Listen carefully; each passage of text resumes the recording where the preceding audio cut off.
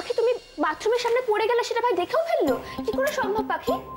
আমি সেটাই তো বুঝতে পারছি না অনুদি, কি করে এটা সম্ভব? আমি কিভাবে, কোথায়, কখন পড়ছি সেটা অরণ্যবাবু জানতে পারছেন কি করে? এটাই তো সব থেকে বড় রহস্য। আমার ভাই তো, আমার ভাইয়ের যা বুদ্ধি আমি ধরতে পেরেছি।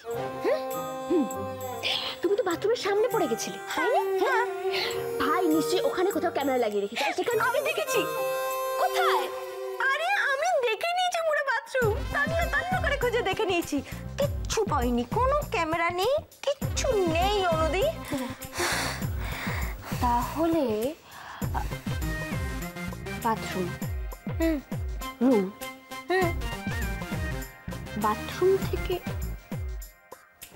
রুমের মধ্যে কোথাও ক্যামেরা আছে, আর ভাই সেখান থেকে বাথরুমের তুমি তো বাথরুমে যাওনি, তুমি বাথরুমের সামনে বেসিনে পড়ে গেছিলে, সেখান থেকে এখান থেকে দেখেছে, এখান থেকে। হ্যাঁ বুঝলে? এইভাবে? হ্যাঁ হ্যাঁ হ্যাঁ হ্যাঁ, চলো খুঁজি।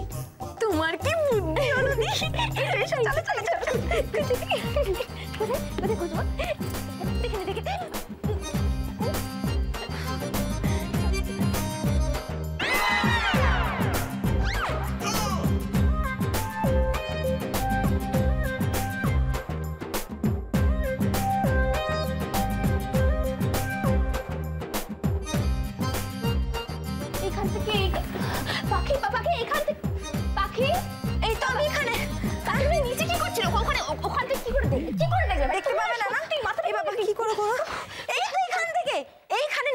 লুকোনো কিছু।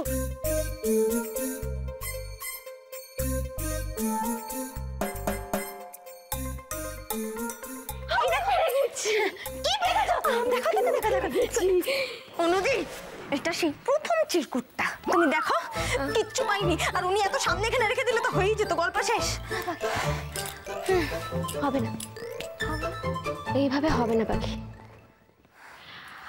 আমার ভাই এইভাবে, ওর একটা প্যাটার্ন আছে। ওকে খুঁজতে হলে আমাদেরকে স্টেপ বাই স্টেপ যেতে হবে, সূত্র ধরে পরের সূত্রে যেতে হবে। আচ্ছা, সেটা কি করে? তোমার প্রথম সূত্র কি ছিল? কোথায় ছিল? স্যুটের পকেটে।